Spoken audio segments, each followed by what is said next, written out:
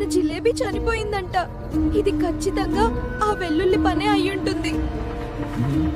రసమలై, నువ్వు భయపడకు, నీకేమీ కాదు. ఆ వెల్లుల్లిగాడు నీదాకా రావాలంటే ముందు నన్ను దాటాలి. ఇక్కడ దగ్గరలో ఒక మాంత్రికుడి నివాసం ఉండాలి. అక్కడికి వెళ్ళి సహాయం అడుగుదాం పద. ఇదే బీట్రూట్ బాబా మాంత్రికుడు ఉండే చోటు. అతను మనకు సహాయపడొచ్చు.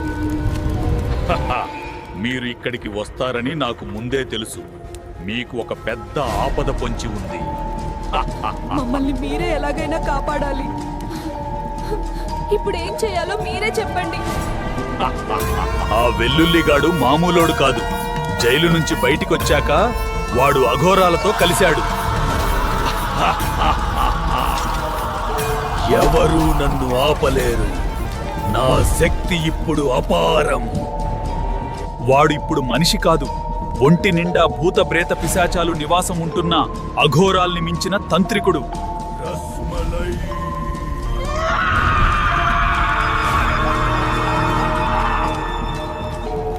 రస్మలై మీద పగతో కసితో ప్రతీకారం తీర్చుకోవాలని నీకు రింగిచ్చి ఇక్కడ దాకా రప్పించాడు. ఇప్పుడు ఆ వెల్లుల్లిగాడిని ఆపే మార్గం ఏంటి బీట్రూట్ బాబా? దీనికి ఒక్కటే పరిష్కారం. ఒక భూతాన్ని భూతమే చంపగలదు. వాడిని చంపాలంటే మీలో ఒకరి ప్రాణత్యాగం తప్పదు.